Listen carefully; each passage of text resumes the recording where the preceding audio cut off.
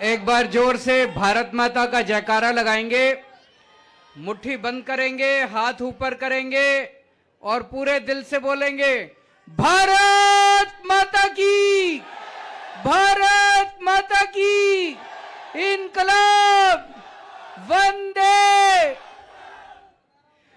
ओम विहार phase 5 के कोने कोने से आए हुए इतनी भारी संख्या में मेरे सभी प्यारे प्यारे भाइयों बहनों, माताओं, बुजुर्गों, बच्चों, आप सब लोगों को मेरा नमस्कार, सबको मेरा प्रणाम। मैं देख रहा हूं दूर तक, बहुत दूर तक, जहां तक नजर जा रही है, इतनी भारी संख्या में सारे भाई बहन यहां पे आए हैं अपना समय निकाल के। आजकल जिंदगी इतनी ज्यादा फास्ट हो गई है, किसी के पास टाइम नहीं है, फिर भी आप इतनी भारी संख्या में आज आए हैं मेरे से मिलने के लिए। आप सबका तहे दिल से बहुत बहुत शुक्रिया। दोस्तों, सबसे पहले आप सब लोगों को, पूरे देशवासियों को, सबको बहुत बहुत बधाई। कल भारत चांद पे पहुंच गया। एक बार जोरदार ताली बजा दो सारे जने। हमारे वैज्ञानिकों ने कमाल करके दिखा दिया। आपको पता नहीं, पता है कि नहीं पता, पूरी दुनिया में केवल 4 देश हैं जो चांद पे गए अभी तक। रशिया, अमेरिका, चाइना, इंडिया, केवल 4 देश हैं। हमारे वैज्ञानिकों ने हमारा सीना चौड़ा कर दिया, गर्व से सर ऊपर करके चल रहा है देश अब पूरी दुनिया के अंदर। और चांद पे एक साउथ पोल है, साउथ पोल पे जाना बड़ा मुश्किल है। अमेरिका, रशिया और चाइना जो गए वो साउथ पोल पे नहीं गए। साउथ पोल पे बहुत बड़े बड़े गड्ढे हैं, वहां पे बताते हैं ऑक्सीजन और पानी मिलने की, बर्फ मिलने की संभावना है। साउथ पोल पे जाने वाला भारत अकेला देश है पूरी दुनिया के अंदर। कल हम साउथ पोल पे गए हैं। हमारे देश में बहुत संभावनाएं हैं। हमारे देश के लोग जबरदस्त हैं। सबसे इंटेलिजेंट लोग भगवान ने इंडिया में पैदा किए हैं। यह तो हमारी गंदी राजनीति है जो आगे नहीं बढ़ने देती। कांग्रेस बीजेपी से लड़ रही है, बीजेपी आम आदमी पार्टी से लड़ रही है, ये उससे लड़ रहा है, ये अरे यार, सारे मिलके काम करते हैं ना, काम करके देश को आगे बढ़ाते हैं। सारे मिलके काम करेंगे तभी तो देश आगे बढ़ेगा। जो लड़ाई झगड़ा करना है सबने चुनाव में कर लो। एक बार चुनाव खत्म हो जाए फिर आपस में लड़ना नहीं चाहिए, फिर देश को आगे बढ़ाना चाहिए। मैं ये देखता हूं, दिल्ली देश की राजधानी है, बड़ी चीज होती है राजधानी। 75 साल हो गए देश को आजाद हुए, अभी तक राजधानी के अंदर बताओ लोगों के घर में पानी पीने को नहीं आता, सीवर नहीं है, सड़क नहीं है, मोटी मोटी सुविधाएं तक नहीं है। अगर राजधानी में हम ये सुविधाएं नहीं दे पाए तो बाकी देश में तो क्या ही हाल हो रहा होगा। नहीं, गलत तो नहीं कह रहा। जब से दिल्ली में हमारी सरकार बनी है, मेरी एक ही कोशिश है, देखो जी मैं नेता तो हूं नहीं, आपके जैसे आम आदमी हूं, आपके जैसे मेरा छोटा सा परिवार है, आपके जैसे आम आदमी हूं। आम आदमी के घर में क्या समस्या है वो मैं समझता हूं। हर आदमी चाहता है मेरे बच्चे अच्छे स्कूल में पढ़ जाएं, हर आदमी चाहता है अच्छी सड़क हो, बिजली हो, पानी हो, साफ सफाई हो, सीवर हो, यही तो चाहता है आदमी। किसी ने ध्यान नहीं दिया। बस जितनी पार्टियां आती हैं, लड़ाई झगड़ा, जाति के नाम पे वोट दे दो, धर्म के नाम पे वोट दे दो। मैं आपसे कभी जाति धर्म पे वोट मांगने नहीं आऊंगा। कई लोग मेरे से पूछते हैं आपका वोट बैंक कौन है। मैं कहता हूं जितने मिडिल क्लास वाले हैं और जितने गरीब लोग हैं सारे मेरा वोट बैंक है, चाहे वो हिंदू हो, चाहे मुस्लिम हो, चाहे क्रिश्चियन हो, चाहे सिख हो। मैं ये गली बनाता हूं, मैं ये देख के थोड़ी बनाता हूं गली की यहां हिंदू रहता है कि मुसलमान रहता है कि सिख रहता है। मैंने दिल्ली में इतने स्कूल बनाए, उन स्कूलों में सारे धर्मों के लोग पढ़ते हैं, सारे अपने ही लोग हैं, भारत के लोग हैं, सब लोग पढ़ते हैं।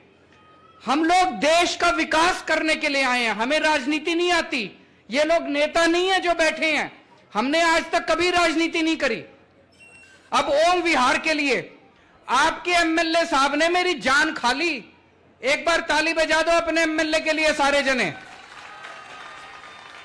मेरे पास आए 31 करोड़ रुपए लगे हैं। ये जो आपकी गलियां नालियां बनी हैं, 206 गलियां बनी है, 206 गलियां।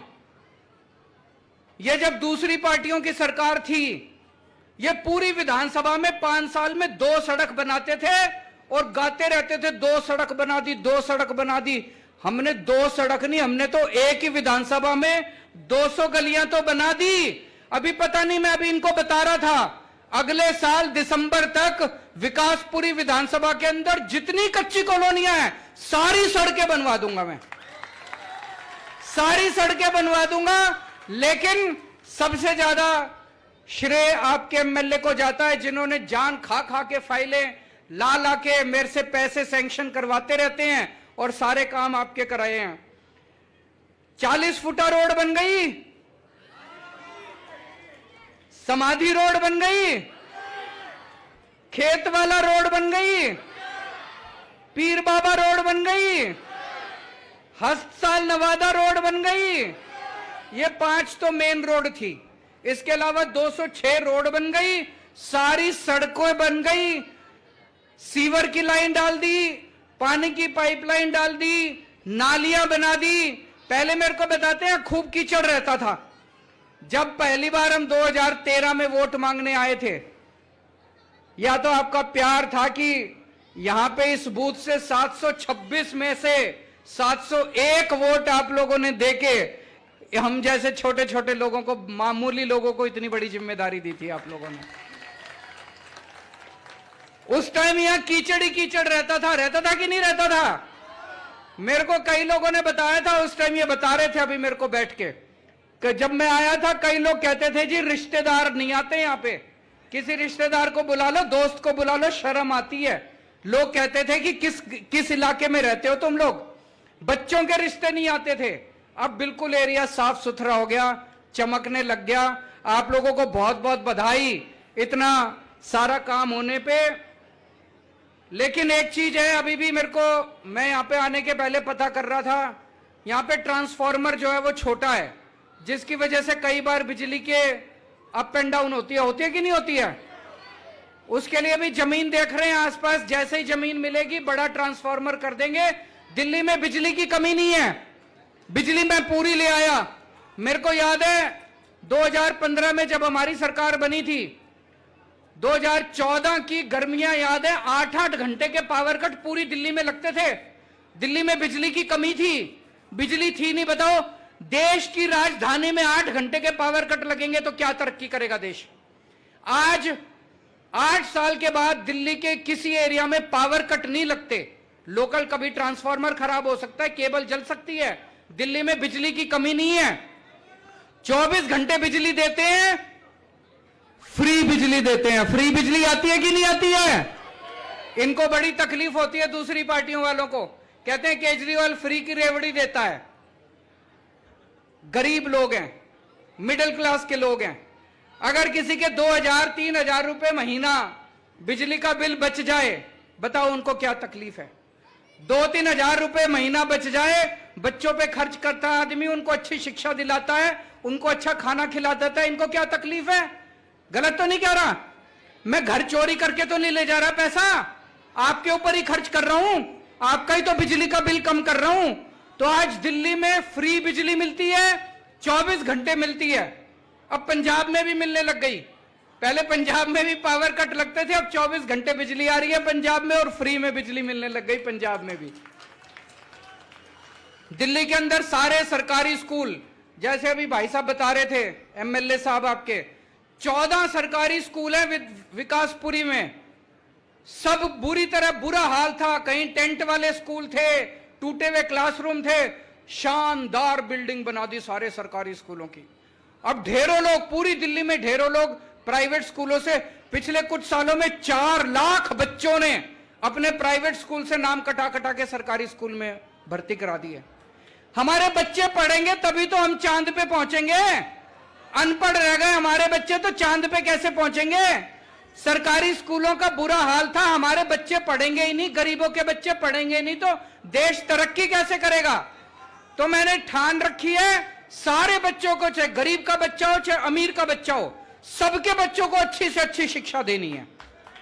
और आपके लिए पूरी दिल्ली में सरकारी अस्पतालों में फ्री में इलाज का इंतजाम कर दिया। किसी भी सरकारी अस्पताल में चले जाओ, सब कुछ फ्री है, सारी दवाइयां फ्री हैं, सारे टेस्ट फ्री हैं, चाहे कोई अमीर आदमी हो चाहे गरीब आदमी हो।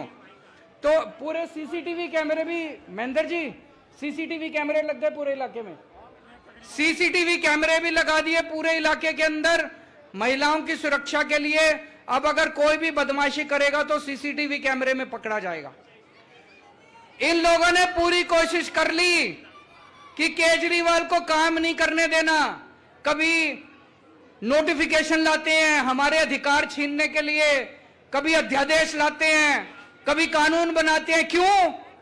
मैंने कहा भाई केजरीवाल से क्या तकलीफ है तुमको? एक ही तकलीफ है, जो काम इन्होंने 75 साल में नहीं करा वो मैंने 8 साल में करके दिखा दिया दिल्ली के अंदर। अभी और भी बहुत सारे काम करने हैं, दिल्ली को भी चमकाना है। मैं अभी लगा हुआ हूं, जो काम मैंने 8 साल में करे इन्होंने 75 साल में नहीं करे।